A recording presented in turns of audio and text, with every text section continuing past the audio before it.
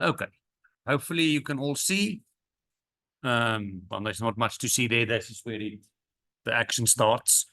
So this is again an example that I've adapted with the emphasis on adapted from this book, Discovering Statistics Using all kinds of things, including SPSS software.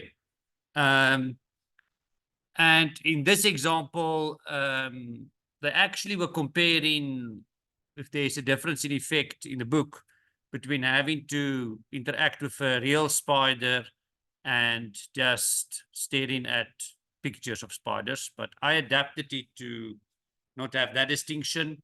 So the way we will be looking at the scary data is that it's a study on arachnophobia, or the fear of spiders. And 24 persons fearing spiders were somehow convinced to interact with spiders of different sizes. And while they had to do that, during each interaction, so each person had just one spider, fortunately, to play with. And then during each interaction, they measured the level of anxiety of that particular participant through something called galvanic skin response, or GSR. So what we have available here for each participant, 24 of them, we have two variables. So this is now a scenario where we're not looking at a single numerical variable. We will have two numerical variables that we are looking at. The GSR measurement for the level of anxiety of the arachnophobe. So that I go 1 to 24, and then a corresponding size of the spider in centimeters for that arachnophobe. And the first thing I say, they calculate the correlation coefficient between the sizes of the spiders and the GSR measurements. And that's 0.89. For R, I didn't thumb suck it. Of course, this was calculated in Python. So let me go over to spider. I thought it appropriate to use an example on spiders, given that I'm working in spider. So this code is again available for you on Canvas, labeled arachnophobia. So for this one, we need to use NumPy or NumPy. So I can get that activated. And then to do regression, again, there are multiple ways of doing regression.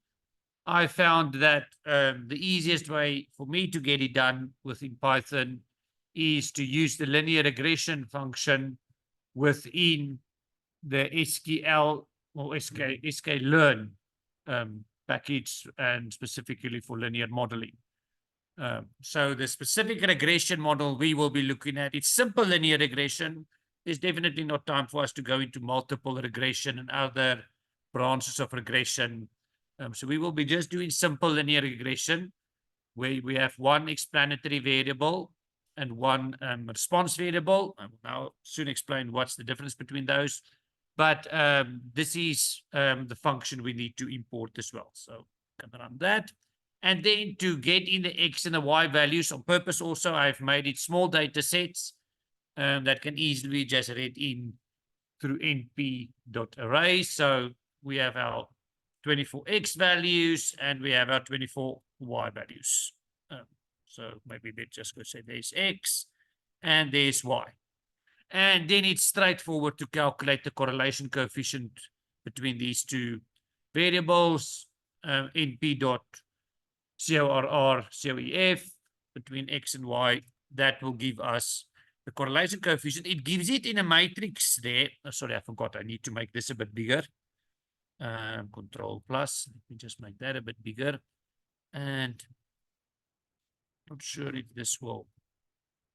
Yeah. But yeah, in that matrix that it's given in a matrix form there, basically that one is the correlation between X and himself, which is 1. And that one there is the correlation between Y and herself. And then the off diagonal represent the correlations between X and Y and between Y and X. And immediately we see here the answer is 0.894 to 3 decimal places. It doesn't matter whether we do the correlation between X and Y or Y and X. So I can basically, if I copy that and I put that in there, but I change it around to first Y and then X, the answer I will get will be exactly the same. So this is one of the important properties of a correlation coefficient. So what do we use the correlation coefficient for? Let's maybe look at its characteristics and uses. So the correlation coefficient, we denote it in statistics with the alphabetic letter R. I have unfortunately seen some textbooks and literature which uses a capital letter R, which is can be a bit confusing. But yeah, typically we use lowercase r for correlation coefficient. It's only a measure of linear dependence. So it gives us the strength of the linear relation between two variables. What's nice about a correlation coefficient is that it's a bounded measure, so it cannot be more than 1 or less than -1. We like to have bounded measures because if I get a correlation of, say, 0.95, I know it is a strong linear positive relation between the variables. If I get an R of 0.03, it is a positive linear relation, but it's rather weak between the two variables. So having a bounded measure is nice. Then, as I already said, whether you calculate the correlation between X and Y or Y and X, that's the same thing. Then another nice property of R is that it's independent of the units and the scale in which X and Y are measured. In our case, X is the size in centimeters, Y is in some units for GSR measurements. I'm not even sure what units they use. It's not important. We have values. But the correlation coefficient, that is independent of the units in the scale. Put differently, I could actually go, and let me go and do that. It's nice, I can easily show that. I can create, say, X, I'm going to call it X100, where I say it's equal to X times 100. So instead of working with centimeters, I have now multiply everything with 100. So this may be to show there's no X100. And if I go and I work out the correlation between, instead of X and Y or Y and X, I make that X100. I get the same correlation coefficient calculated between two variables. So this is a very nice property of a correlation coefficient, that it is scale and unit free. So as it said there, R is independent of the units and also the scale in which X and Y are measured. Then if X and Y are independent, then the correlation coefficient will be 0. But importantly, if you calculate a correlation coefficient equal to 0, then X and Y are not necessarily independent. So X and Y are independent, then you get a 0 correlation, because not dependent. Independent means linearly not dependent. But you cannot calculate a correlation coefficient, get 0, and then conclude, okay, these two variables are completely independent. There might be a non-linear relation between X and Y. And then finally, we cannot use a correlation coefficient to describe the cause and effect relationship between variables. And the reason is, as I've mentioned there, that the correlation between X and Y and the correlation between Y and X, that's exactly the same. So with a correlation coefficient, we only measure the strength of the linear relation between the two variables. If we want to start looking at, can we use one variable to explain another variable, then we move over to regression analysis. So correlation analysis only gives us the strength of the linear relation between two variables. With regression analysis, we estimate the population mean value of one variable, which we will refer to as our response variable, and we estimate it in terms of known values of the explanatory variable. This is simple linear regression or simple regression analysis. With multiple regression analysis, you will have more than one explanatory variable. We're not going to explore that scenario today. We will only look at the case where you have a single explanatory variable that you are working with. So to give an idea of what's nice about regression analysis, to quickly see if I can get that with it. I did it now. do that before.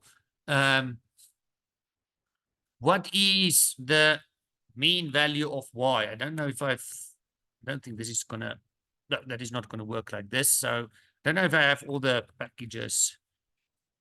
Oh yeah, let me say x dot mean like you showed me earlier. Yes, quickly do that, yeah. X dot mean this way, but I don't know if yes, that is the sample mean of x. So the average size of the spider given to participants, 8.9458 centimeters. The average GSR measurement, that is equal to 28.54 units, whatever those units are. So that is a sample mean for our sample of 12 observations. That can be seen as an estimate of the unknown population mean of galvanic skin response measurements for arachnophobes interacting with spiders in terms of a population of, I don't know how many arachnophobes there are in the world. We have a sample of 24 of those. So this is a point estimate that we have, 28.5. But this point estimate is calculated using only my y values. I'm not using here x to try and explain y. So this value there, that point estimate, is an estimate that I've calculated from my sample data, but I've only used my y observations, the observed GSR measurements, to calculate a sample mean, and that sample mean estimates for me the unknown population mean. As soon as I have an additional variable available, I can do better. I can estimate the population mean value for my y variable, the response variable, in terms of the known values of the explanatory variable. So when we're going to do a regression analysis, we will have y and x, and typically, easy to remember, x is explanatory variable, so therefore y responds to x, y is the response variable. So our simple linear regression model in mathematical notation is given by what we see here. We have our explanatory variable x, or also we can refer to it as the predictor variable. It will predict for us y. Y responds to x, so it's the response variable. And beta 0 and beta 1, these are our two unknown population parameters. So this regression line that I've given here is the population regression line. We do not know the values of beta 0 and beta 1. They are not available. Note that you might sometimes see in the literature that instead of using beta 0 and beta 1, they might use alpha plus beta x, or they might use beta 1 plus beta 2x. They might use alpha plus delta x. They might change the symbols completely. So I've decided for what we're going to look at to use beta 0 for intercept, beta 1 for slope. How do we interpret this beta 0? Beta 0 is the intercept. It gives us the mean value of y when x equals 0. If I substitute in x equal to 0 in this equation, that second part falls away and I get y equals beta 0. So that beta 0 then is the mean value of y for x equal to 0. Beta 1 tells us what is the change in this mean value of y when x's value increased by 1 unit. So if I increase the value of x by a unit increase in the value of x, what is the change in the mean value of y? And notice we talk in general of change because it could be that the change is negative or positive, depending on the linear relation between y and x. So we've already seen that in our example, we got a correlation coefficient that's positive. Therefore, if we're going to estimate beta 1, and we will soon see how we do that by fitting the regression model, then that corresponding regression coefficient for the slope will also be positive. So that positive slope parameter will give us the increase in the mean value of y for a unit increase in the value of x. When you have an r that's negative, then the estimate for your slope parameter will also be negative. So the slope parameter value that gets calculated for your model has the same value or same sign as the correlation coefficient. You cannot get a correlation coefficient that's positive and then get an estimate for the slope parameter that's negative. They cannot have opposite signs. So this is the population regression line. We cannot calculate beta 0. We cannot calculate beta 1. We do not observe beta 0. We do not observe beta 1. This is population, so it's unknown. We can take a sample of y and x values and then use that to get a sample regression line where we will have B0, the point estimate for beta 0, and B1, the estimate for beta 1. So B0 and B1, those are then our 2 point estimates, and we also refer to them as regression coefficients. B0 is the intercept, and B1 the slope estimates corresponding. That's the intercept estimate and the slope estimate. And y hat is then the estimator for the mean value of y. So we don't denote it now by y bar. Y bar is the overall sample mean for the y values, not considering x. To have a different notation, we indicate it with a hat, so y hat. That is the estimator for the mean value of y for a given value of x then. So this is our sample regression line. So we can fit our linear regression model where we use the sizes of the spiders to explain these GSR measurements. And this is rounded to 1 decimal place. This is the fitted linear regression model that we get for our sample data. So let me show how I got that in Spider or in Python through Spider. So already I've read in the x and the y values. In order now to use this function, I have to reshape my x. So maybe just show here, currently x is an array of 24 values available. That is for the sizes of the spiders. I need to, in order to do the regression, I have to reshape x so that it has, it must have 1 column and 24 rows.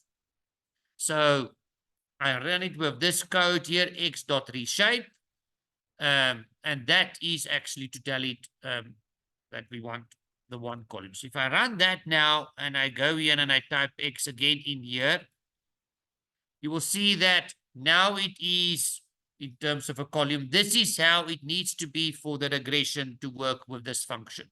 You need to go and reshape. Once you've done that, you can fit your regression model. You can give it a name. The website where I got the code from used the word model, but that was for me a little bit too general to just use the word model. So I decided to call it LRM, which stands for linear regression model, because you get many different types of models. So I wanted to be okay, LRM for linear regression model. This is the function that we use then, and we want to fit it x used to explain y. So we can run that code. There's no output given. To get, for example, what's the intercept, you can say LRM full stop intercept underscore, and you will get your intercept given to you to many decimal places. I rounded it to 1 decimal place as 3.5. And likewise, to get the slope, for this function, they decided they didn't want to use the word slope. And the reason is I'm now doing simple linear regression. This function can also be used for multiple regression. And then you will not have a slope coefficient, but you will have multiple coefficients for your multiple explanatory variables. So that's why they don't want to use the word slope. Intercept is the intercept, but yeah, they don't like to use slope. So this is how we get for our simple linear regression model, the coefficient for the estimate for the slope parameter. So if I run that, it is rounded to 1 decimal place 2.8. You will see they specified as array of that, but it's because of the way that the data was read in. So our linear regression model then, or sample regression line, is then as given here. It is y hat equal to intercept plus slope times x. How do we interpret these estimates? Remember the B0, that gives us like the beta 0, but this is now of the estimation. This tells us what's the mean value of y when x is equal to 0. Now, you don't really get a spider of 0 centimeters. I haven't observed such a spider ever. They're usually much larger and scarier than that. But how we could interpret this is, you must now remember, we are busy here torturing not cats, but arachnophobes, having to interact with spiders. How I interpret this is that the poor person has not been even given a spider yet. So it's a spider of 0 centimeter, and already the person is scared to a level that the GSR measurement is equal to 3.5 units, whatever that units might be. So that's the intercept value. It's the mean value for GSR when the spider equals 0. So basically when there is no spider present, there's just a threat of a spider coming. What is the slope interpretation? The slope estimate tells us what is the change in the mean value of y if we increase the value of x by 1 unit. Now we're observing x, the sizes of spiders, in centimeters. So if we change the spider size by 1 centimeter, so instead of, say, a 4 centimeter spider, becomes a 5 centimeter spider, or instead of a 20, it becomes a 21. So the size of the spider is increased by 1 centimeter. Maybe the spider gets taken away and a bigger spider given, and that bigger spider is 1 centimeter larger. So if the size is increased by 1 unit, then the mean GSR measurement will increase by 2.8 units. So we use the word increase because it's positive. There's a positive relation between y and x. Note that the correlation coefficient was positive. The sign is positive there, and therefore our slope estimate that we obtain also positive. Any questions, Rene? Yes, so there's one, I think, that is reassuring. So they say, so the x equal x dot reshape. Yeah. So row vector, column vector. Yes. Yeah. And then as you explained to me, what is the -1 for? That is to go and count the number of rows. Well, that's so that the number of rows figured out by the function, so you don't have to go. Yeah, you don't have to go and say there's 24 rows. So yeah. But there's one column. So always in coding, typically a row is first, column second. Am I correct, Rene? That is typical. So what this code says is, it's not that there's -1 rows. This coding tells that function, well, go and determine how many elements is there. There's 24 rows, but go and work it out for me, and how many columns once. So part of the reason why this has to be reshaped has to do with when you do regression analysis using matrix algebra, the formulas that gets involved in there has to do with x prime, x times x prime y, that kind of thing. It is how it's multiplied, and Python has been created, well, this function Python, that it gets multiplied these things, and that is why it has to be reshaped. This is unique to using this function now here. I know when I do it in R, I don't have to go and reshape my x to turn it from a row vector to a column vector. I don't have to do anything like that, or a row array to a column array, anything like that in R. And there might be other packages and functions which you use for regression in Python that doesn't require that. This is a requirement, what I've done there, in order for this to work. Any other questions? So the next question is, may I ask why some codes end with underscores? I think it's referring to. Okay. Yeah, so it's here where it is. So what's done here is I am using this function to fit a regression model using my X and Y observations. So that's that part of the code. And I assign everything that is getting created here into LRM. LRM is an object within Python.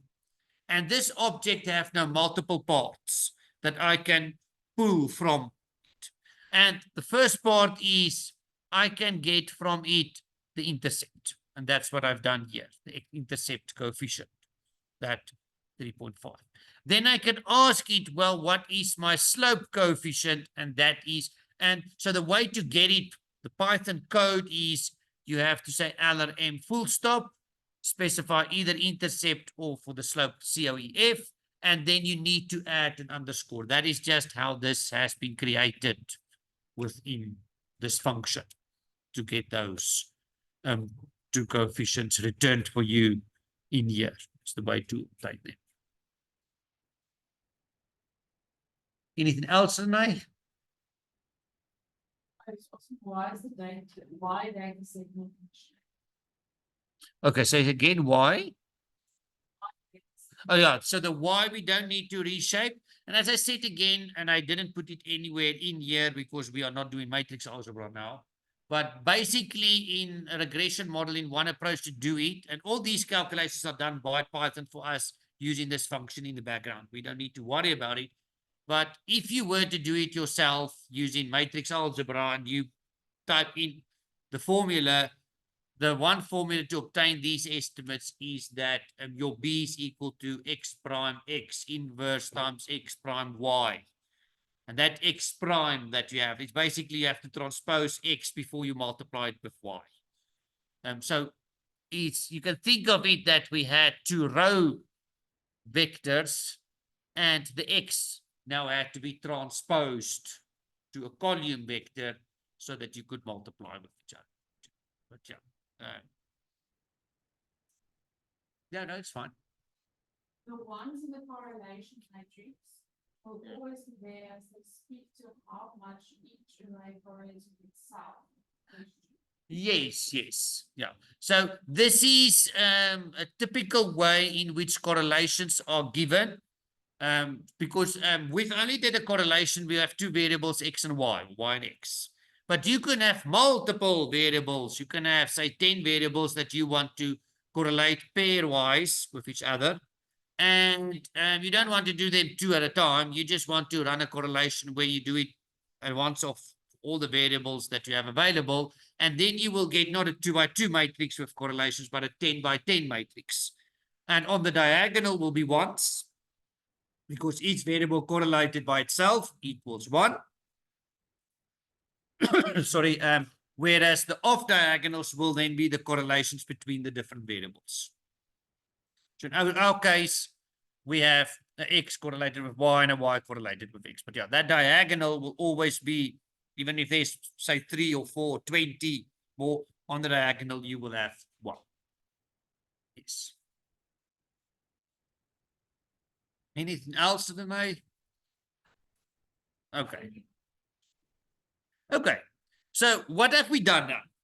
We firstly just calculated the correlation coefficients and we noted 0.89. That seems to be a rather strong linear relation. By the way, I've not done any plots here.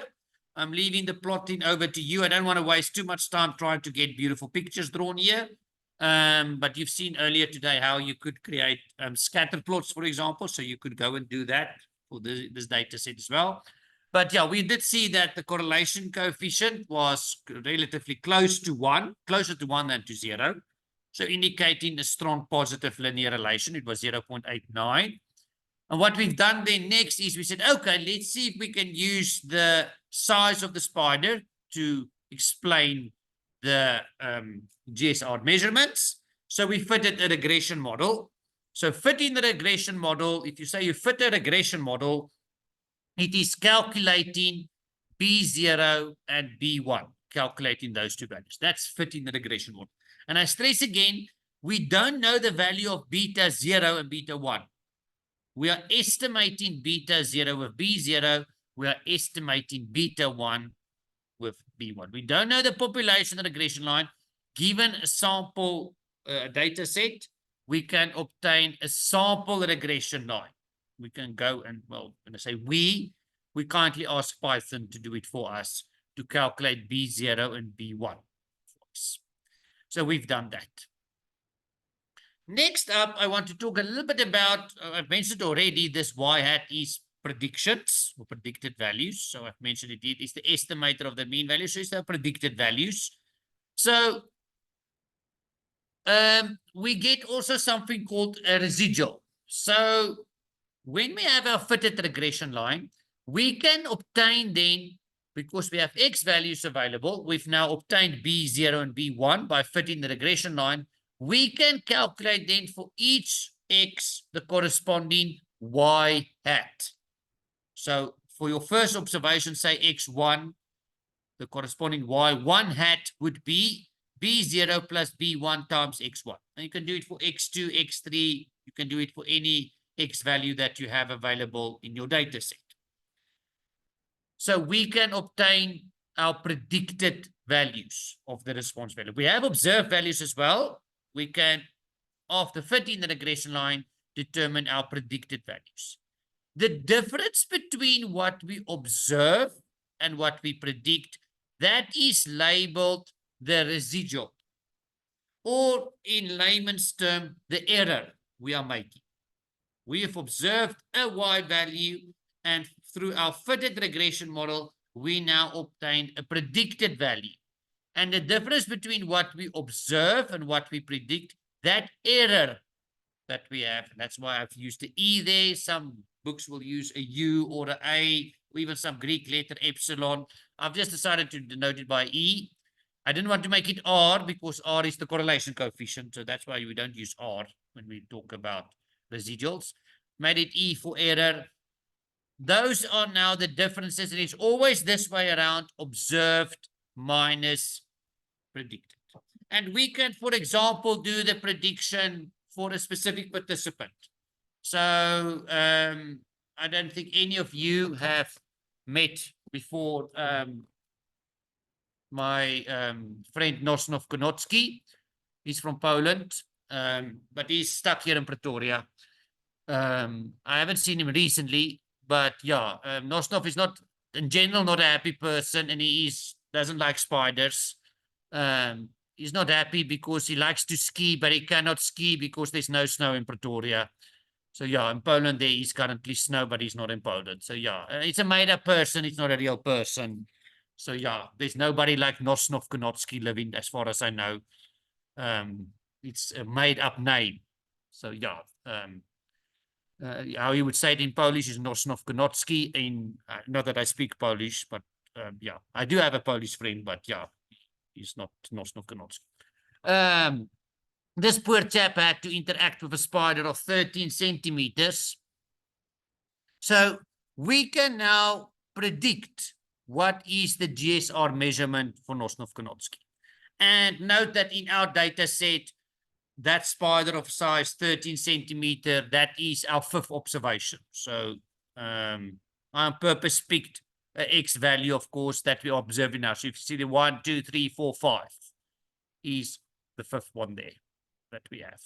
So we can go and, let me get back to here. We can go and predict Y5 in this form by saying, oh, well, we have B0, we have B1. We use that along with our observed X value, and we calculate it as 39.9.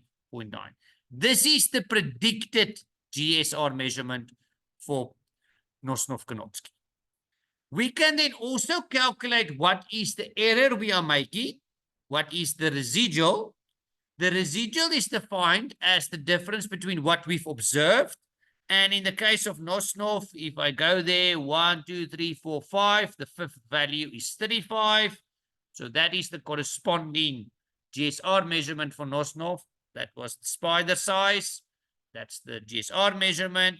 So based on that, I can calculate a residual of minus 4.9. So the residual in this case is negative. A negative residual is indicative of overestimating. I am predicting a larger GSRS measurement than what I have observed. So negative residuals, that's indicative of overestimating. A positive residual, that's indicative of underestimating.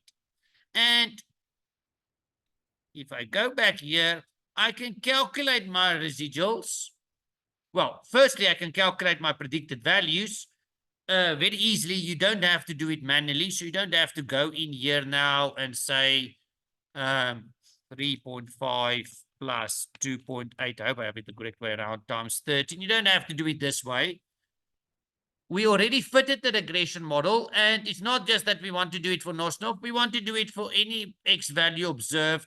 So you can use it this way. You can get your predictions. You basically say LRM.predict for your X values, and you can label it, say, Y underscore PRED for predictors, predicted values. So if I run this, it actually doesn't show it to me here. But if I do this, there are my 24 predicted Y values now, compared to my observed Y values that I had there. So, for example, first participant, Paul van Staden, had a observed GSR measurement of 15, and that is what it was predicted for me. Notice here I get a positive residual, 15 minus 11.9. So here I am underestimating. I'm predicting less than what I've observed. The second one also, I am underestimating for Rene. For the third one, I'm also, well, very close, 29.25 to 30, but it's still a slight underestimation. There is also rather close, 24.7 and 25. This is Nosnov, where I'm now overestimating.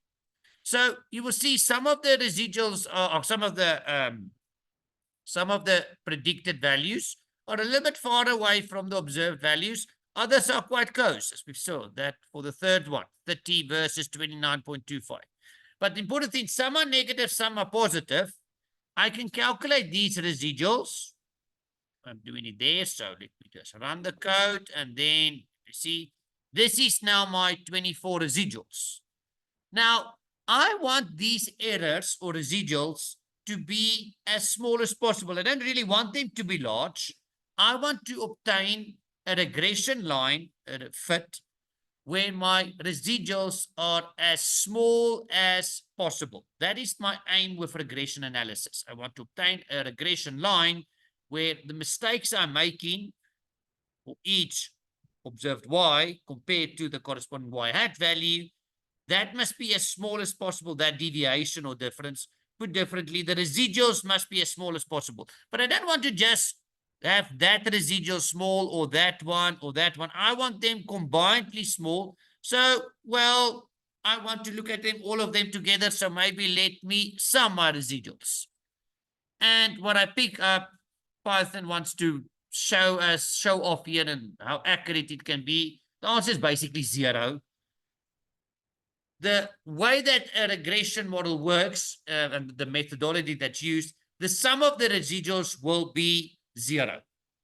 The positive and negative residuals overall cancels out so that we get a sum that is 0. So this is not a useful measure for us to just sum residuals. This is not going to work.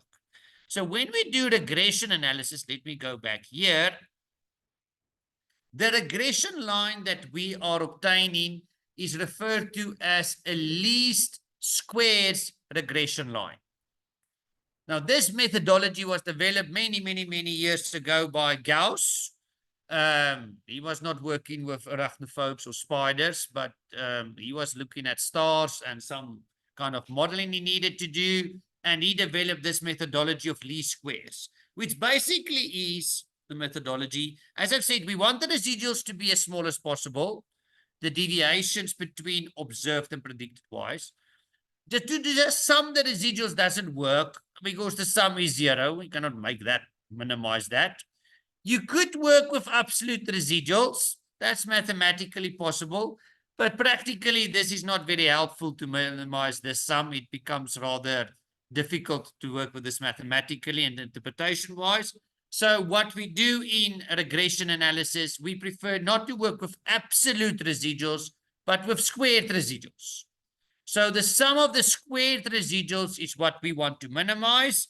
And when we do this, we get the least squares regression line. So by minimizing the sum of the squared residuals, we get the least squares regression line. So least, that stands for minimizing, to be as small as possible. What are we minimizing? The sum of the squared residuals. So that's why it's referred to as least squares regression line. So my poor third-year students in my statistics model I present, they have to go and prove this, that this is what we do. We minimize the sum of the squared residual, and then they have to derive expressions for B0 and B1, which I haven't even given here because that is not of importance to us. Fortunately, the formulas for B0 and B1, that's built into the function in Python. You don't need to bother about that. I'm pretty sure it will not be required if you ever to derive those formula. So there are formula available for B0 and B1 so that we obtain a least squares regression line where we are minimizing the sum of the squared residuals. The methodology works that way, that if you do a least squares regression line, then the B0 and the B1 you obtain will be in such a way that the sum of the squared residuals are minimized. So, next up, we can now look at various deviations. So we talked earlier about you get measures of location. So y bar, that is a measure of location. It tells us where we have y located on a y-axis then, in terms of y. It's a measure of location. We also look at spread or variation. So we can call or refer to the total variation as if we from each y subtract the overall sample mean. In our data case, it was 28 point something. So if from each y value, we subtract the sample mean, we square that deviation and sum over all observations. That will be the total variation. Now, the total variation has two components. If we add these two components together, we get the total variation.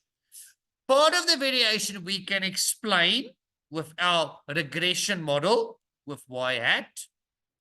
And part of it we cannot explain. It's the error we are making, the sum of the squared residuals. So y minus y hat. Remember, we defined residual E to be y minus y hat. So this is the part we cannot explain. This is what we want to minimize. We want this to be as small as possible. Put differently, the part we explain, we want this to be as large as possible. We want to be able to explain as much as possible of the variation in terms of the y values. And remember, y had the note now for us what we are predicting for y. Y bar, that is the sample mean. So we can then get a measure of what's the percentage of the total variation that we explain by our fitted regression line. That is referred to, this is referred to as the coefficient of determination, which is a very heavy name for, basically, we would rather refer to it just as R squared.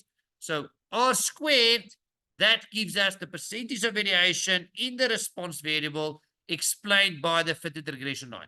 This is the formula for R squared. It is the explained variation divided by the total variation. Or alternatively, 1 minus the unexplained variation divided by the total variation. So these two formulas, you can use either this one or this one. And again, R will actually, not R, Python, say R because I'm staring at the R there. Python will give us the R squared value. R squared, it is a square, so it cannot be negative. Like the correlation coefficient, it is a bounded measure. So the smallest it could be is 0. The largest is 1. And the way we interpret it after we calculated it, it tells us what is the percentage of the total variation explained by our regression line. We want R squared to be as large as possible. We want to explain as much as possible of the variation that we have. So let's move over and, well, here I've shown how the answer already. Calculate and interpret R squared for the fitted regression line. I will now go and do it in Python.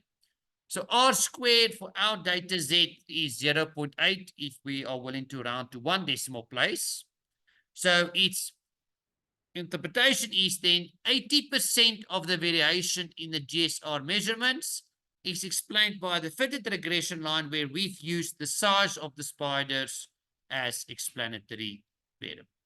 So we are explaining 80% of the variation in the Y values in the GSR measurements with our fitted regression line using sizes of spiders as our X variable, our explanatory variable. How do we calculate this in Spider or in Python? Well, this is another component. Like we have the intercept, the coefficient, the predicted values, we can also get our R squared, and you get it by saying LRM dot score XY. I've just assigned it to the object R underscore square. So if I run that, it does go and show there R squared. There is the answer for R squared, 0.7, and then many other decimal places following, but basically 0.8, our coefficient of determination, or then our R squared. So again, we are explaining 80%.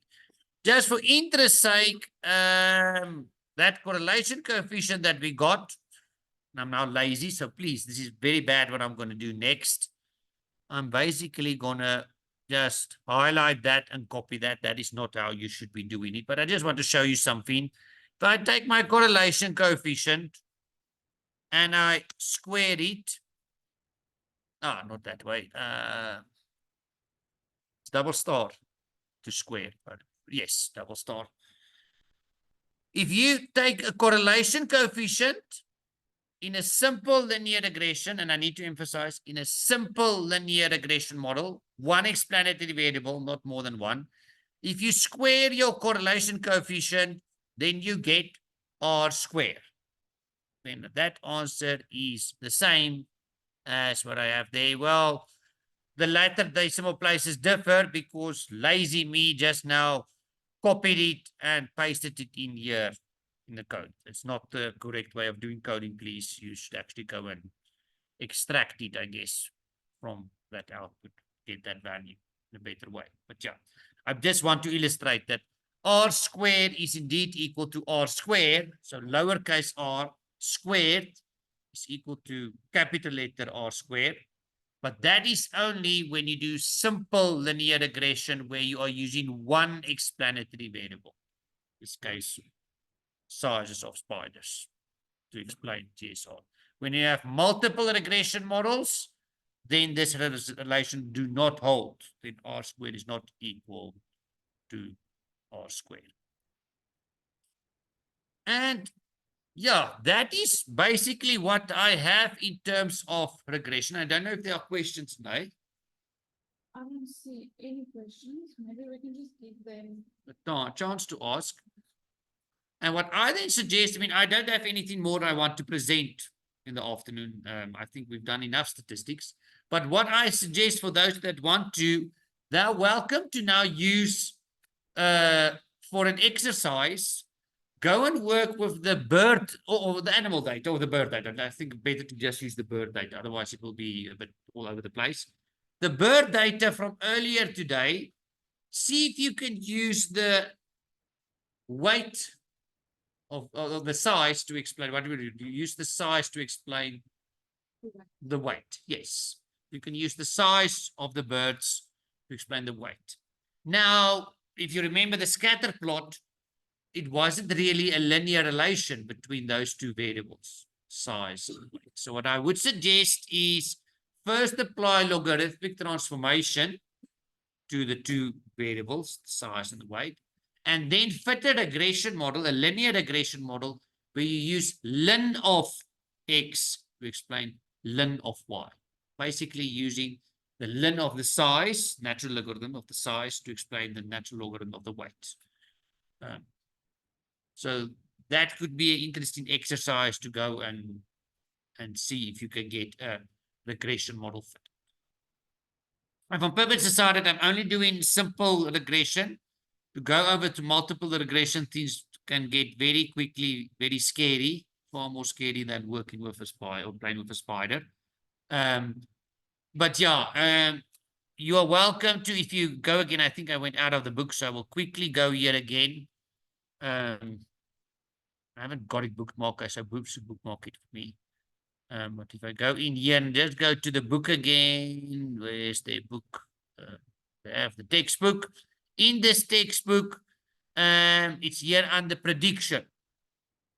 Where they are using other functions, though they're not using the functions that I've used, but they talk here about correlation as well. And they then do prediction in terms of regression. So that's correlation coefficient, how to calculate it, properties.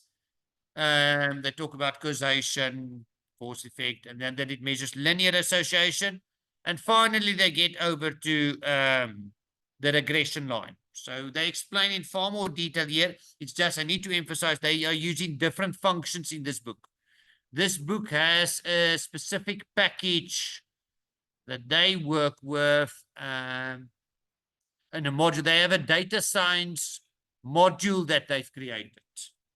So that you can import this and use this.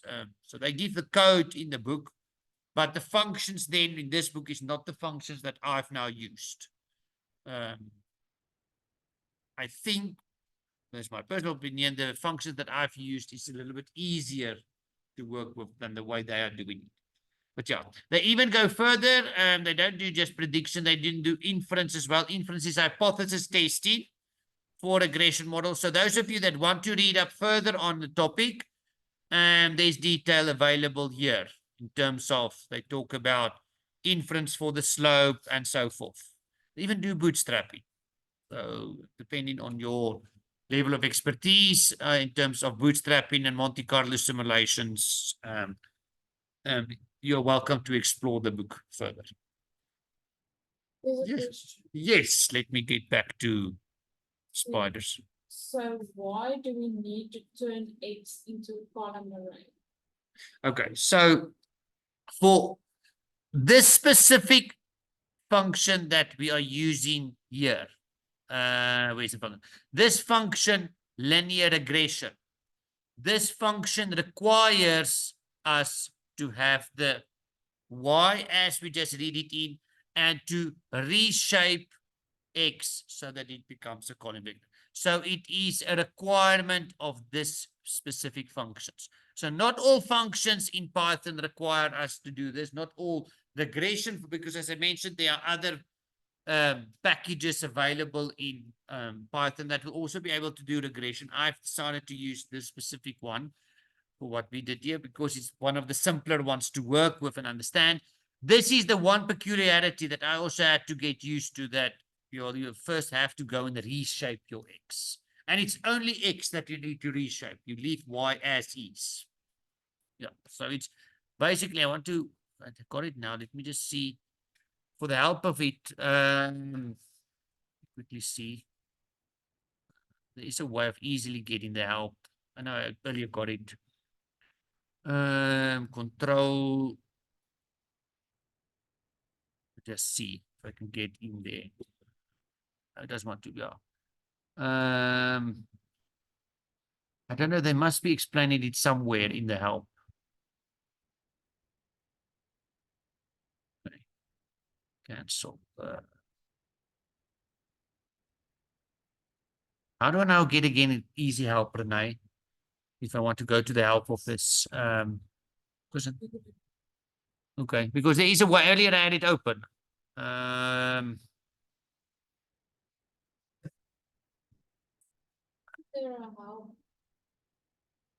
No, because earlier I got open. You say any object by pressing Control in front of it, or either on the editor or the console. So okay, Control.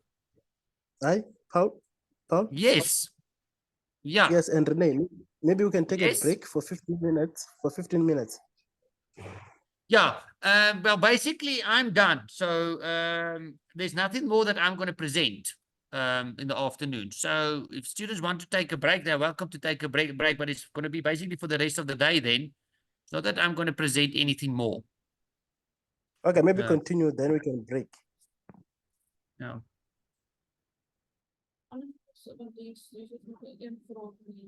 Yeah. So that's what I'm suggesting.